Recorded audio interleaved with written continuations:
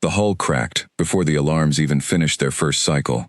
I felt it in my bones before I heard it, a deep groan that traveled through the floor and into my legs, and I knew, the way every queen of my line has known in the last second before disaster, that something had gone very wrong.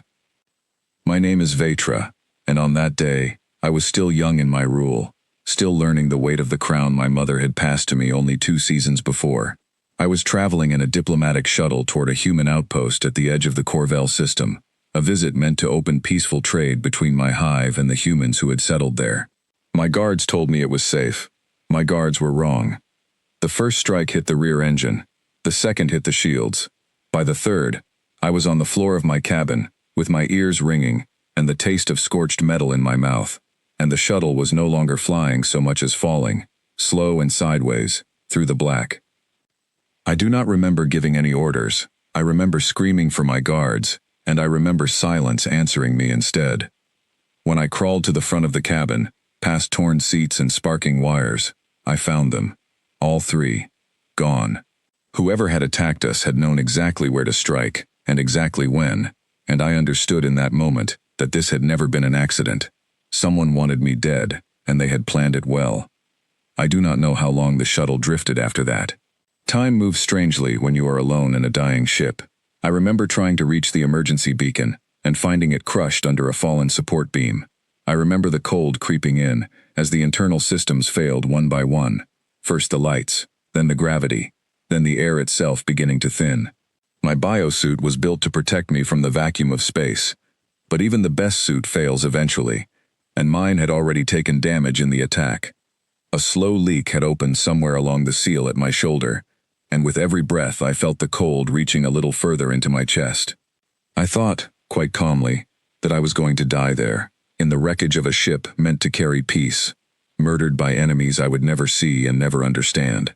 I thought of my mother, and the crown, and the empire that would fracture without an heir ready to hold it. I thought these things the way a person thinks when they have already accepted an ending, quiet and distant, as though watching my own death from somewhere outside my body. Then the wreckage shuddered again, and I heard something I did not expect. A voice, human and close.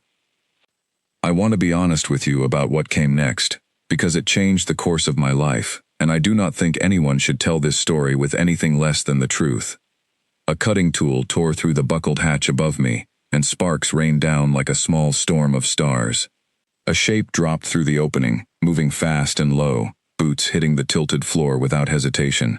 He wore a scavenger suit, patched in a dozen places, with a name stitched crooked across the chest plate. Owen. I did not know then that it belonged to him. I only knew that a stranger had just fallen into the middle of a dying wreck, uninvited and unafraid, and was already moving toward me. He crouched beside me, and through the fogged visor of his helmet I saw a face that did not match his reckless entrance. His eyes were calm, steady, even. He said something I could not understand at first. His words clipped and fast, and only when the small translator on my collar caught up did I understand what he had said. "You're losing air. Hold still."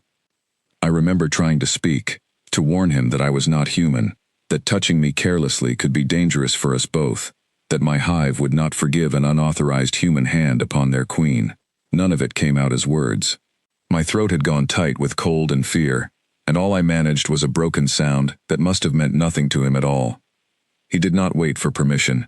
He never did, I would learn later, and that was one of the things that made him so strange to me, and so remarkable. He pulled a sealing patch from a pouch at his hip, human tech, never designed for Cortesian biology, and pressed it hard against the tear in my shoulder seal. I felt a sharp burn as the patch bonded to a surface it was never built to bond to, and I made a sound that was not dignified in the slightest, something between a hiss and a cry. He did not flinch. He held the patch in place with one hand, while his other hand worked at a small device clipped to his belt, adjusting something, muttering numbers under his breath, in a language that was not mine, but somehow still felt like comfort. "Stay with me," he said. "Don't you dare stop breathing on me now." I did not understand every word. I understood the tone. I understood the way his hands moved without wasted motion, quick and sure, the way a person moves when they have done dangerous work many times before, and trust their own instincts completely. I understood, most of all, that he was not asking who I was, or or whether saving me was worth the risk to himself. He had simply decided that I would not die on his watch, and that decision seemed to be the only thing in the universe that mattered to him in that moment. The patch held. The cold retreated from my chest, slow and reluctant, like a tide pulling back from the shore. I drew a full breath for the first time in what felt like hours, and my vision, which had begun to blur at the edges, sharpened again. He sat back on his heels and looked at me properly for the first time, and I watched something shift across his face. Surprise, maybe, or simple recognition that the person he had just saved was not the kind of person his own people usually risk their lives for. I braced myself for him to hesitate, for him to remember whatever orders his outpost commanders had surely given about hive royalty, about staying away from Cortesian ships, about letting old rivalries decide who lived and who did not. He did not hesitate. He offered me his hand instead, and when I did not immediately take it, unused as I was to being touched by anyone who was not sworn to serve me, he simply reached down and helped me up anyway, careful of my injured shoulder, careful of the debris scattered across the tilted floor. "We need to move," he said. "This wreck isn't going to hold together much longer, and whoever hit you might come back to finish the job." Those words struck through me, colder than the leaking air ever had. He was right. Whoever had planned the attack on my shuttle would not simply walk away without confirmation of my death. If they discovered I still lived, they would come back, and this time, they would not miss. I looked at the stranger beside me, this human, with the crooked stitched name on his chest, and the calm in his eyes, and I understood that my survival now depended entirely on a man who owed me nothing, who belonged to a people my own advisors had warned me against trusting, and who had chosen to save me anyway, without asking a single question about what I could offer him in return. He guided me toward the cutting hole he had made in the hatch above, boosting me up first with hands that were careful, despite the urgency in his voice, and as I pulled myself through into the narrow access corridor beyond, I heard the wreck groan again behind us, a deep and final sound, like something enormous exhaling its last breath. "We are not safe yet," he said, climbing up after me. "But we're not dead either. Let's keep it that way." I did not know, in that moment, that this stranger would come to mean more to me than anyone who had ever stood beside my throne. I did not know that this single night, born out of fire and cold and desperate rescue, would shape the next 5 years of my life, or that I would spend all of them searching for a name I did not yet know how to say. I knew only that my heart was still beating, that the air around me still held breath, and that somewhere ahead of us, through the ruined corridors of a dying ship, there might be a way out after all. He moved ahead of me through the narrow passage, checking every corner before waving me forward, and I followed him into the dark, trusting a stranger with my life for the first time in my rule, because for the first time in my rule, I had no other choice at all. The corridor beyond the hatch was barely wide enough for both of us to move through side by side, and every few steps the metal beneath our feet groaned, as though warning us it might give way entirely. Owen moved with a kind of practiced calm that I found strange to watch. He was not fearless. I would learn later that no sensible person is ever truly fearless. But he carried his fear differently than anyone I had known. He simply folded it into his actions and kept moving. We climbed through 2 more collapsed sections before he stopped at a narrow junction and held up a hand for silence. I froze without needing the translator to explain the gesture. Some things cross every language without effort. Somewhere beyond the twisted wall to our left, I heard it too. Voices. Not human voices. And not the voices of my own guards either. Cold, clipped, unfamiliar, searching voices. Owen pressed his back against the wall and motioned for me to do the same. He did not speak, but his eyes asked the question clearly enough. I understood him without words, the same way I had understood him when he told me to hold still. "Those are the ones who attacked you." I nodded, the smallest motion I could manage, and he nodded back, and for a moment we simply stood there together in the dark, 2 strangers bound by nothing except the shared understanding that the people searching the wreck outside wanted only one of us dead, and would not be gentle about removing anyone standing in the way. The voices passed. Slowly, agonizingly, they faded into the groaning metal around us, and only when the silence had stretched long enough to feel safe did Owen let out a breath and lower his hand. "Not the friendly kind of patrol," he muttered, more to himself than to me. "Come on, there's an old listening post about 1/2 kilometer from here. Abandoned years ago when the border shifted. If we can reach it, we can hole up until it's safe to signal for help. I did not ask how he knew of an abandoned listening post so far from any settled route. I would learn, over the following hours, that Owen Mercer knew a great many things that most people did not, because he had spent years living in the spaces between borders, doing work that respectable people did not ask too many questions about: salvage, repair. Occasionally, when the pay was good enough, quiet extractions of people who needed to disappear from places that wanted them dead. I did not know it then, but I had simply become his latest job, except that this time there was no pay waiting for him at the end of it. We reached the listening post as the last of my suit's reserve heat began to fail. It was a squat structure, built into the side of a drifting asteroid fragment, forgotten by whatever faction had once used it. Its systems dark, except for a single stubborn generator that Owen coaxed back to life with practiced hands, and a toolkit that looked older than I was. Light returned to the small room, in a soft amber glow, and for the first time since the attack, I allowed myself to simply sit down and breathe. Owen crouched in front of a scavenged medical kit, pulling out supplies I did not recognize, and worked in silence for a while, checking the seal on my shoulder, adjusting the patch, murmuring quiet instructions that the translator caught only in fragments. "Hold still. Almost done. You're tougher than you look, you know that." I studied him while he worked. It was strange, being studied in return by someone who did not seem to care that I was a queen. My advisors spoke to me with careful, measured respect, every word chosen to avoid offense, every gesture calculated for how it might be remembered in the histories. Owen spoke to me the way, I imagined, he spoke to anyone, directly, without performance. It unsettled me at first, and then, slowly, it began to feel like the first honest conversation I had ever had with anyone. "Why did you come back for me?" I asked, once the translator had caught up enough for him to understand. "Your outpost surely told you to stay away from ships like mine." He looked up at me, and for a moment something flickered behind his eyes that I could not name. Something tired, and a little bit sad, though I did not yet understand why. "My outpost tells me a lot of things," he said. "Doesn't mean I listen to all of it.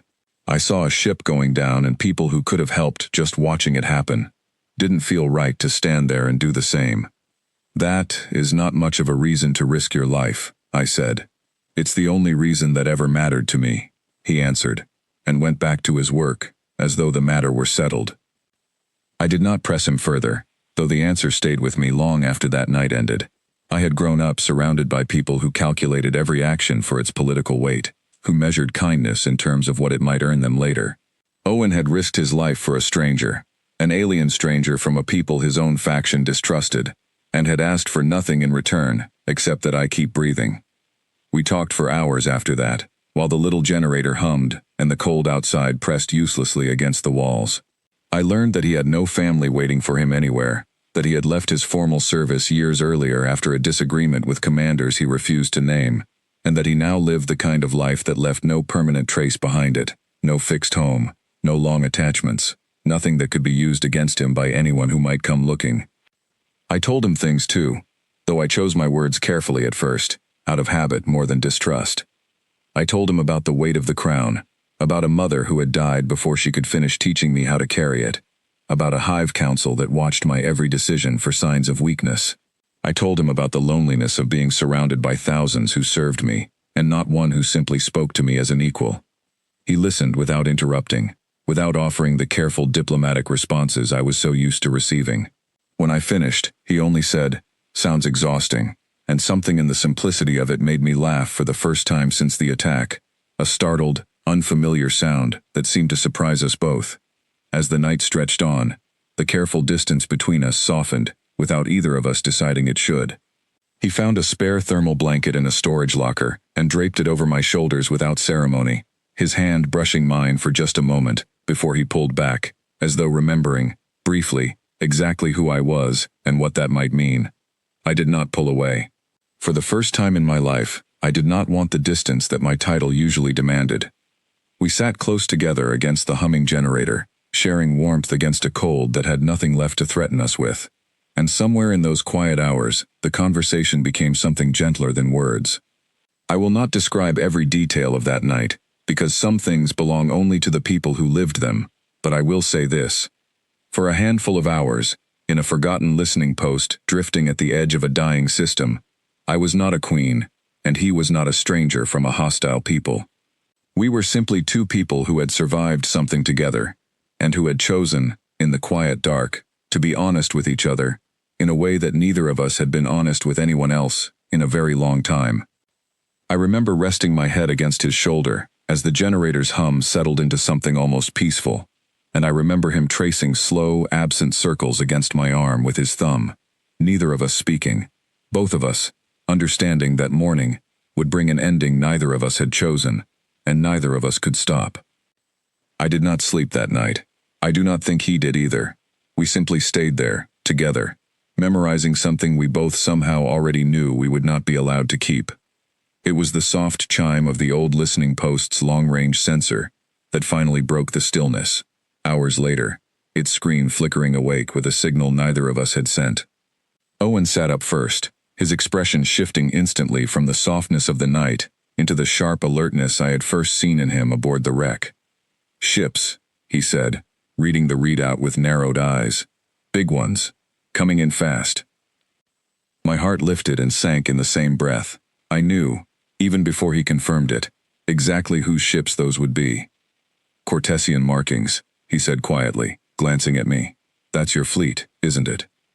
I nodded, unable to find words for the sudden ache that rose in my chest.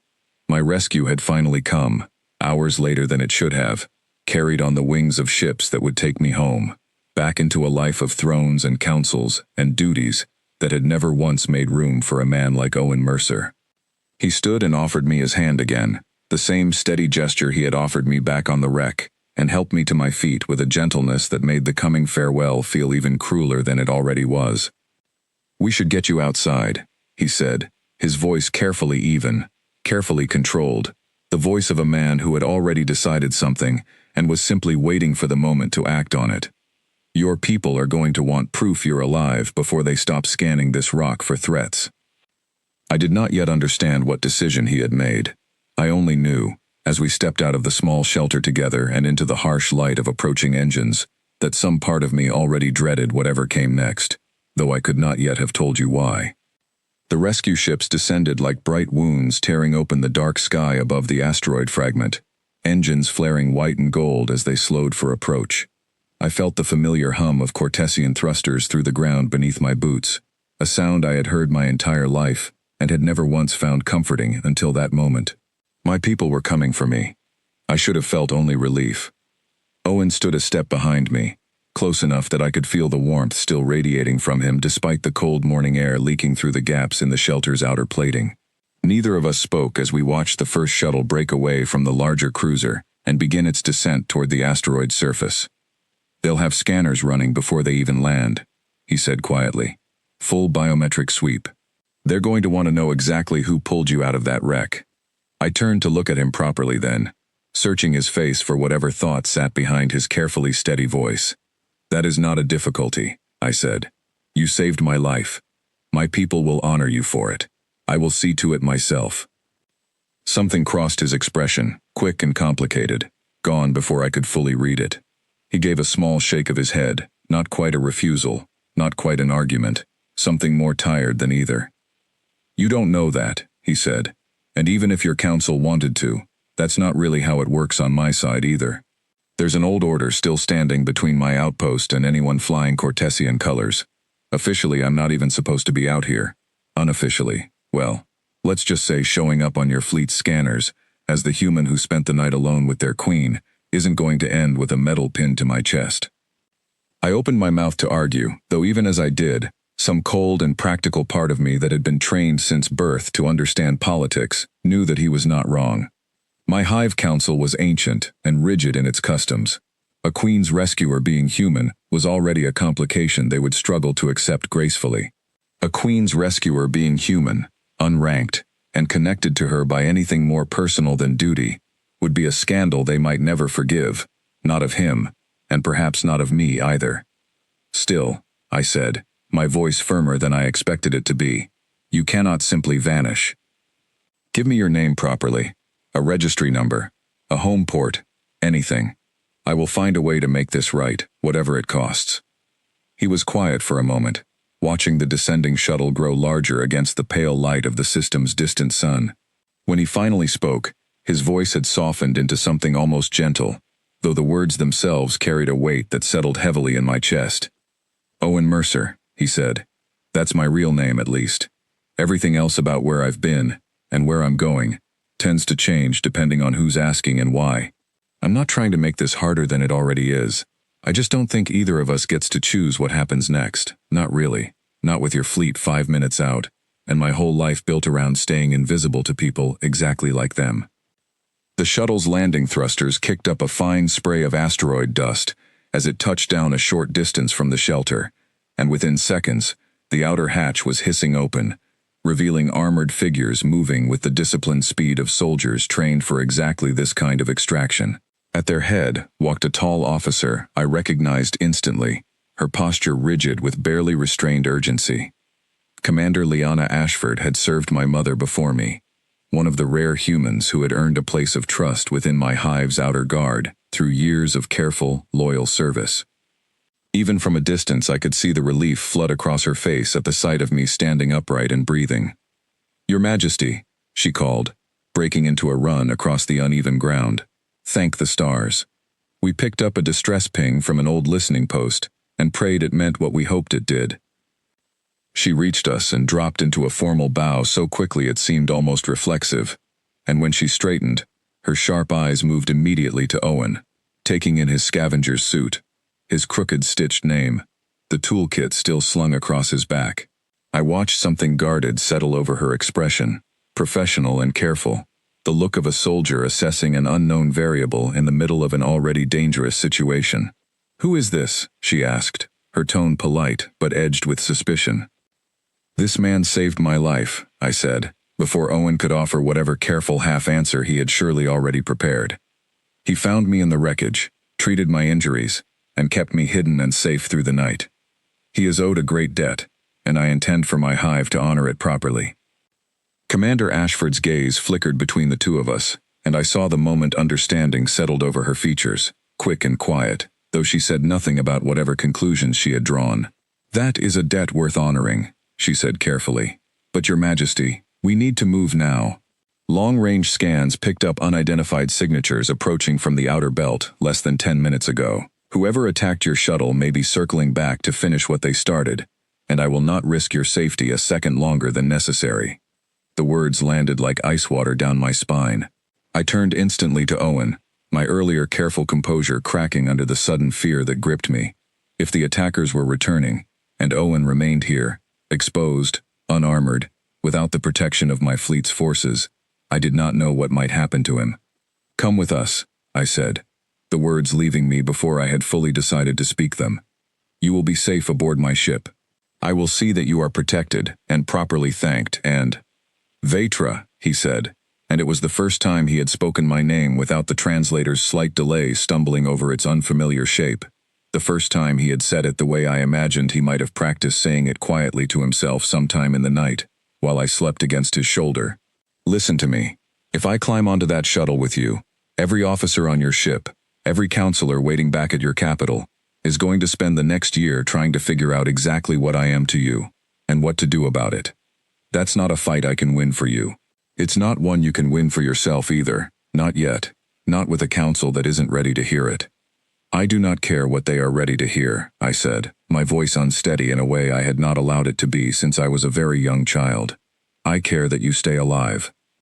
Commander Ashford's comm unit crackled sharply at her hip, an urgent voice reporting closing contacts on long-range scan, and I saw her jaw tighten as she glanced toward the horizon, where faint points of light had begun to resolve themselves against the dark. "Your Majesty," she said, gentler now but no less urgent, "we truly cannot wait." I turned back to Owen, desperate suddenly to memorize everything about him in the few seconds I feared I had left, the steady calm in his eyes, the crooked stitching of his name across his chest, the particular way he stood, as though always ready to move, always ready to protect something, even at cost to himself. "Come with me," I said again, quieter this time, almost a plea instead of a command. "Please." He reached out and took my hand, just for a moment, his thumb brushing once across my knuckles, in a gesture that felt like both a promise and a goodbye, and I understood, with a terrible clarity, exactly what he had already decided long before Commander Ashford's shuttle had ever touched down. "I'm not much for staying where I'm not supposed to be," he said softly, "but I am glad it was me who found you out here. I wouldn't trade that for anything, whatever happens next."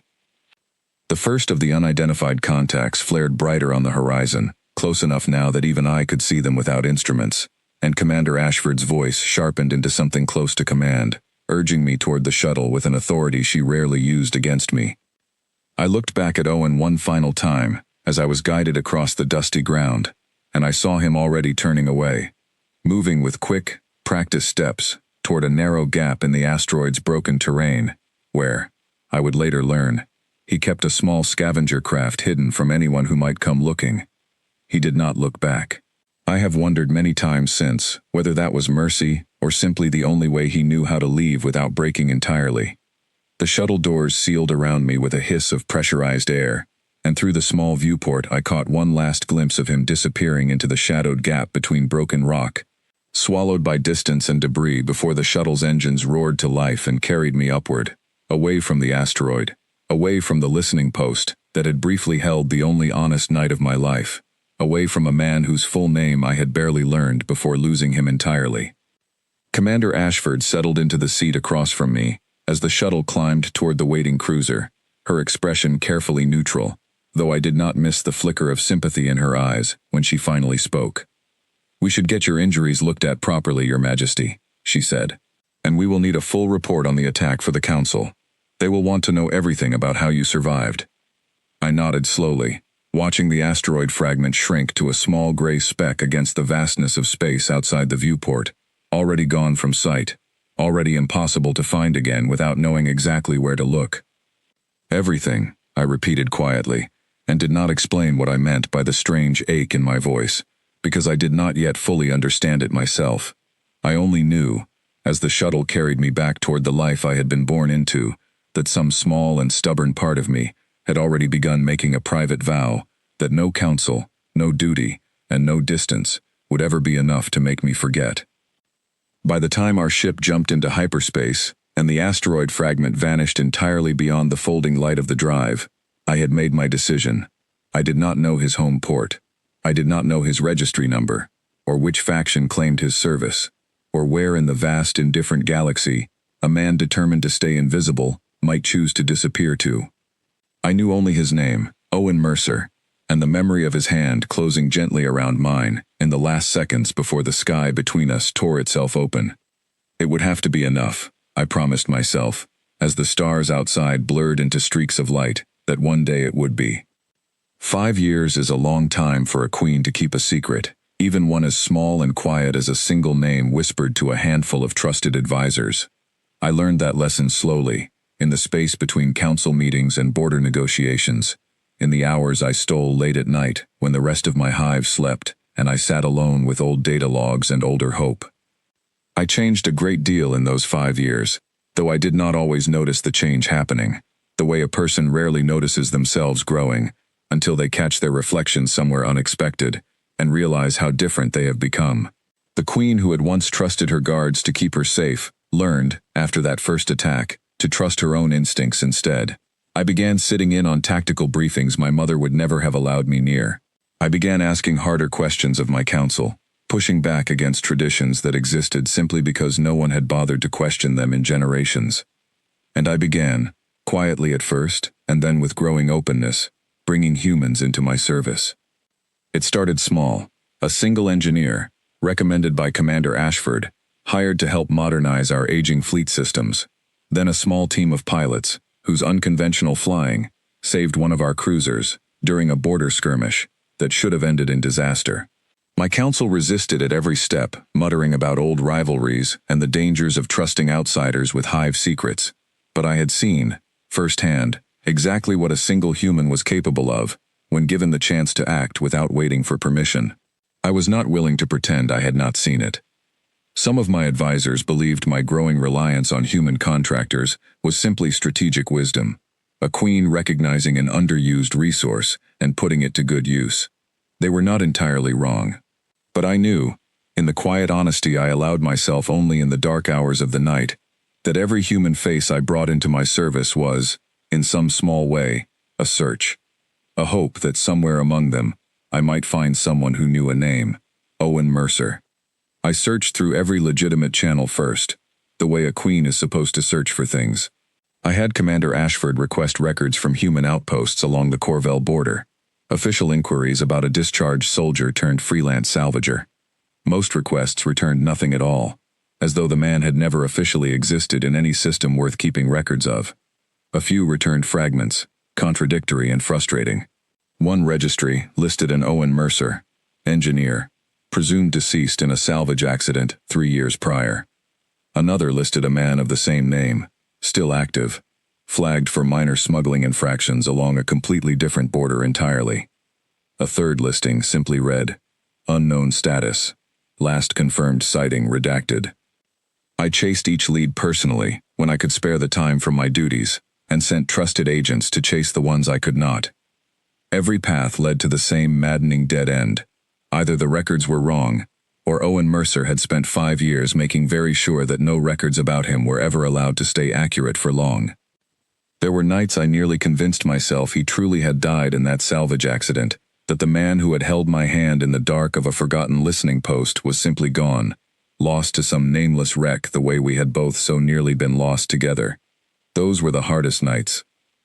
I would sit alone in my private chambers, turning a small torn piece of fabric over and over in my hands, a scrap I had quietly kept from that night, and I would let myself grieve for a possibility I had never even had the chance to properly claim. But something in me refused to fully believe it. Perhaps it was simple stubbornness, the same stubbornness that had made me push back against my council's ancient traditions. Perhaps it was something quieter and harder to name, a certainty that a man who had chosen to disappear that carefully, that thoroughly, had done so precisely because he was still alive, and determined to stay that way. I learned, through careful and patient inquiry over the years, fragments of the life he had built for himself after that night, though I never once managed to catch up to the man himself. He had drifted between outposts along 3 different border territories, taking salvage work wherever it paid, occasionally vanishing for months at a time into deep space routes that no official registry tracked at all. He had, according to one particularly useful contact I cultivated among independent freighter crews, a reputation among certain circles as someone who could be trusted to pull dangerous jobs without asking too many questions, and who never once, in 5 years, took work that required harming anyone who did not deserve it. That detail struck something deep in me when I first heard it. Even in the shadows of a life built entirely around staying hidden, he had kept whatever quiet code of honor had made him drop through the hatch of my dying shuttle in the first place. He had not changed, not really, even as everything around him had. I met, once, a weathered freighter pilot named Grace Milton, who claimed to have worked alongside Owen on a dangerous cargo run through contested space, nearly 2 years after our first meeting. I had traveled personally, quietly, without my usual retinue, to hear what she had to say, desperate for any fragment of information that might bring me closer. He doesn't talk about his past much, Grace told me, over a cup of something bitter and strong in a dim freighter bay bar, her eyes studying me with open curiosity, as though trying to place exactly why a well-dressed off-worlder was so interested in a nobody salvager. But there was this one time, maybe a year back, we got caught in a bad ion storm and had to hole up together for 2 days straight.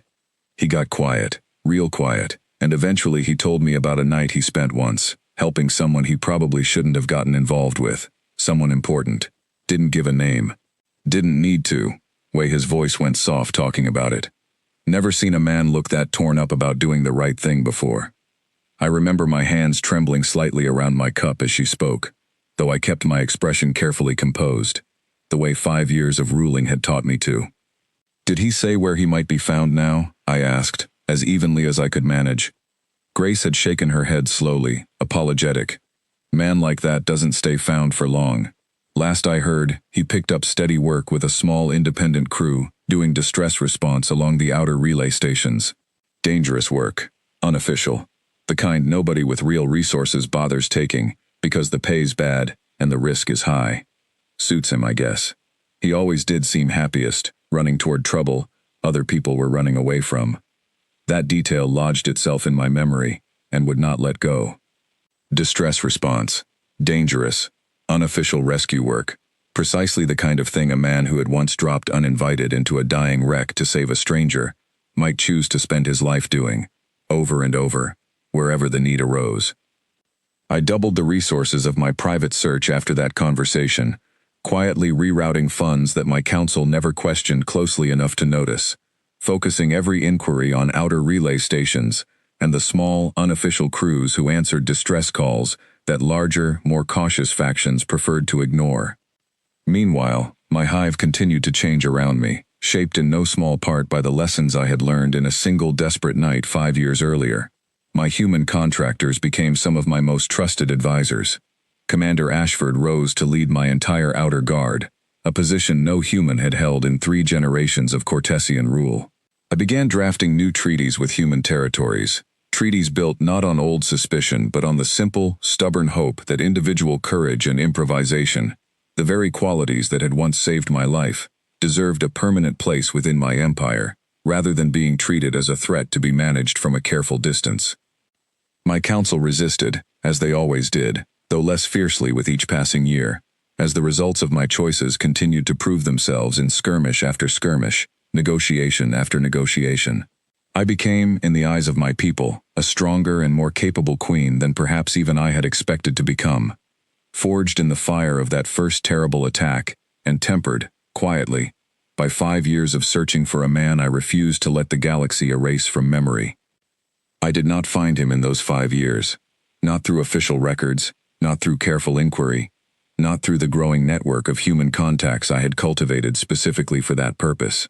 Every trail eventually went cold, every lead eventually dissolved into rumor and shadow, and I began, slowly and reluctantly, to accept that perhaps some searches simply were not meant to end in the tidy way I had once hoped mine would.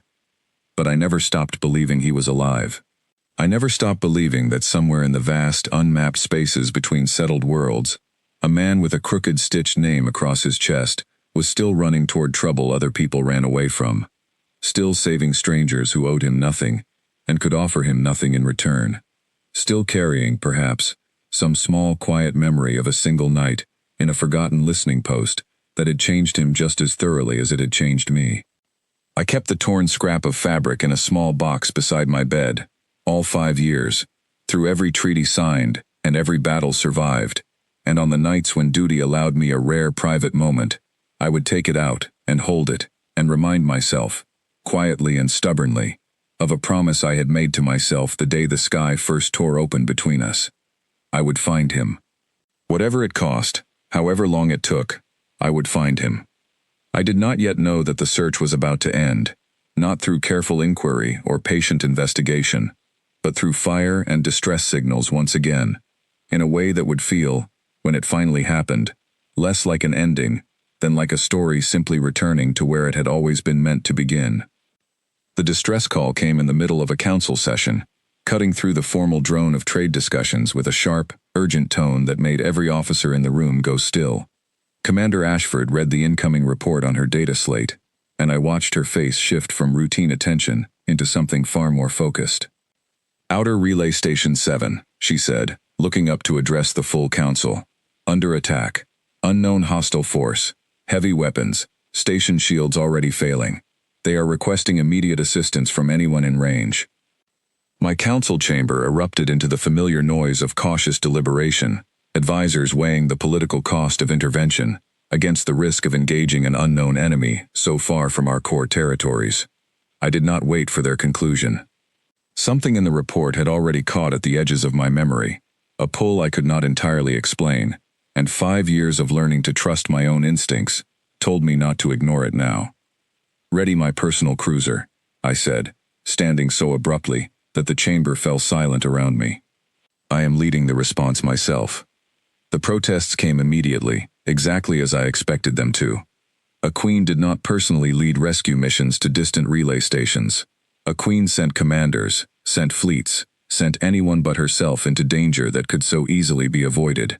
I listened to their objections with the patience 5 years of rule had taught me, and then I overruled every single one of them, because I had learned, in that same span of years, that some instincts were worth trusting, even when they could not be fully explained. Commander Ashford did not argue. She simply nodded once, sharp and understanding, and began issuing orders to prepare my cruiser for immediate departure, as though some part of her had been waiting 5 years for exactly this moment to arrive. The journey to Outer Relay Station 7 took less than an hour at full speed, though it felt far longer, every minute stretching thin with a tension I could not quite name. I stood on the bridge of my cruiser, watching the star field ahead resolve slowly into the flashing lights of active combat, my hands steady at my sides despite the pounding of my heart.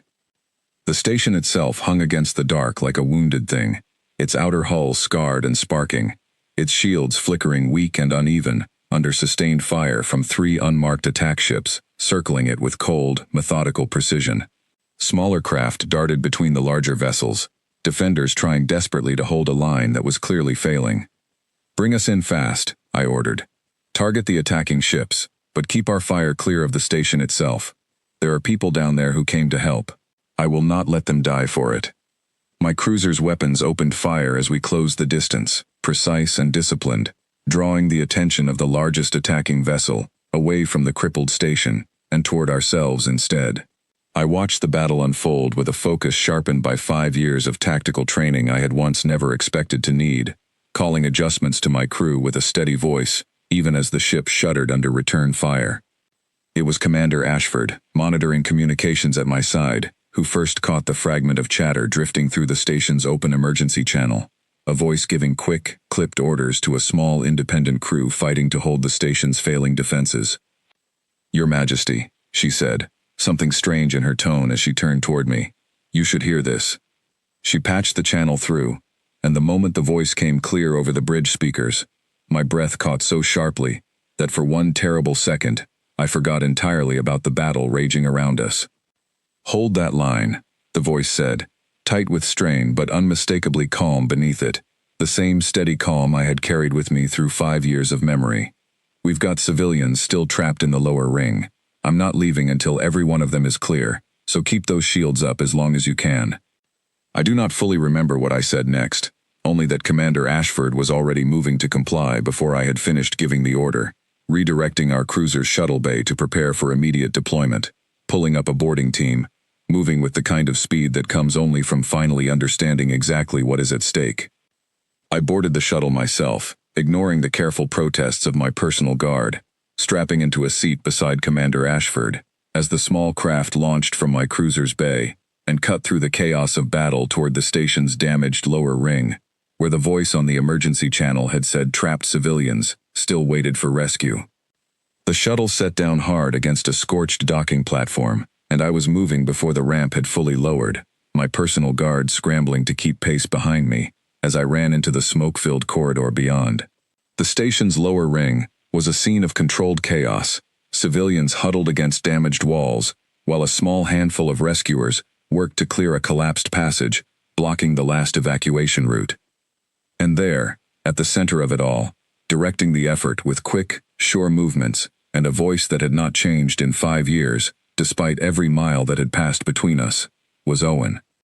He looked older than the man I remembered, a faint scar tracing along his jaw that had not been there before, his frame leaner and harder from years of dangerous work, but his eyes, when he finally turned and saw me standing in the smoke-filled corridor, held exactly the same steady calm they always had, the same calm that had first pulled me back from the edge of death 5 years earlier. For a long moment, neither of us moved. The chaos of the battle continued around us, distant explosions echoing through the station's damaged frame, civilians calling to each other as they worked to clear the last of the rubble, and yet the space between the two of us felt, impossibly, perfectly still. "Vetra," he said finally, my name still carrying that same careful, deliberate weight I remembered from the moment he had first said it, in the dark of a forgotten listening post. I closed the distance between us, before either of us could decide against it, my hand finding his exactly the way it had 5 years earlier, his fingers closing around mine with the same steady certainty. "You are supposed to be dead," I said, my voice cracking despite every effort to keep it composed. 3 different registries told me so. A tired, familiar half-smile crossed his face, though his eyes never once left mine. "Registries lie," he said. Especially when you pay the right people to make sure they do. There was no time, in the middle of an active battle, for everything I wanted to say to him. 5 years of searching and hoping, and refusing to let go, compressed suddenly into a handful of stolen seconds. But there was time, at least, for this. For his hand in mine, steady as it had always been, and for the certainty, finally confirmed after 5 long years of doubt, that he was truly still alive. "We need to move," he said, echoing words he had once said to me in a different wreck, a different lifetime ago. "Rubble's clear enough now. I can get these people out, but I need your shuttle to hold the evacuation route open." I nodded, already turning to relay the order to my guard, and for the next several tense minutes we worked together, side by side, exactly as we had once worked together in the ruins of my dying shuttle, guiding frightened civilians through the cleared passage toward the waiting evacuation craft, while the battle outside slowly turned in our favor. My cruiser's disciplined fire finally driving the last of the attacking ships into a retreat none of them survived long enough to properly complete. When the last civilian had been guided safely aboard the evacuation shuttle, and the station's remaining defenders finally allowed themselves to stand down, Owen and I found ourselves standing together once more, in the scorched, smoke-stained corridor, the immediate danger finally past, the weight of 5 years finally settling fully between us. "I never stopped looking for you," I told him, because it felt, suddenly, more important than anything else I could possibly say. Every year, every lead, I refused to believe you were gone. He reached up, gently, and brushed a streak of soot from my cheek, his hand lingering there a moment longer than strictly necessary. "I never stopped thinking about you either," he admitted quietly. "Told myself it was better for both of us if I stayed lost. Guess I was wrong about that." "You were," I agreed, and found myself smiling despite the exhaustion and the smoke and the enormity of everything the past 5 years had cost us both. Badly wrong. Commander Ashford approached us then, her expression carefully neutral, though I did not miss the knowing look she exchanged with me as she delivered her report. "Station casualties are minimal, Your Majesty, thanks in large part to the response crew already on site. The attacking force has been fully repelled. I would recommend we bring in support for the station's repairs, and perhaps extend a formal commendation to the independent crew who held the line until we arrived." I looked at Owen, still standing close beside me amid the wreckage of a battle that had, against every reasonable expectation, finally brought us back together, and I felt something settle in my chest that had been unsettled for 5 long years. "Formal commendation," I repeated slowly, and then, quieter, meant only for him, "is not nearly enough for what I actually intend to offer." He raised an eyebrow, something warm and curious flickering behind his tired eyes. "And what exactly do you intend to offer, Your Majesty?" "A place," I said simply, "beside me, if you will have it. Not as a secret kept from my council, not as a name lost to bad registries and rumor, but openly, honestly, as whatever you are willing to be to me. I have spent 5 years changing my hive to make room for exactly this. I am not willing to spend a single day more without you in it." The silence that followed felt longer than it truly was, stretched thin, with everything neither of us had said in 5 long years of separation. And then Owen Mercer, the man who had once dropped uninvited into the wreckage of my dying shuttle and refused to leave until I was safe, smiled at me with the same steady certainty he had carried through every dangerous moment I had ever witnessed him face. "I've spent 5 years running toward trouble because it was easier than sitting still and missing you properly," he said. "Think I'm about ready to stop running. I do not know exactly what challenges waited for us in the days that followed. The careful negotiations with my council, the slow, deliberate work of building a place for him within a hive that had once viewed his entire people with suspicion, the quiet adjustment of a man used to disappearing, learning instead to be permanently, openly seen. I knew only that as we stood together in the wreckage of a battle that had finally, after 5 long years, brought us back to each other, none of those challenges frightened me the way they once might have. We walked out of that station together, side by side, into the bright, clearing light beyond the smoke, and for the first time since the night we had first shared in a forgotten listening post at the edge of a dying system, I let myself believe, fully and without reservation, that some things lost to fire and distance and duty could still, against every reasonable expectation, find their way back home. My hive would have to reckon with the choice I had made. The queen who had once nearly died among strangers, and had spent 5 years quietly reshaping her empire, around the lesson that single act of courage had taught her. They would reckon with it, I knew, because I intended to give them no other option, and because the man walking beside me had already proven, twice now, in 2 different wrecks 5 years apart, exactly what he was worth. Some searches end quietly, forgotten in dead files and cold trails. Mine had not. Mine had ended in fire and smoke, and a familiar hand closing around my own, exactly where it belonged, exactly where it would now, finally, get to stay.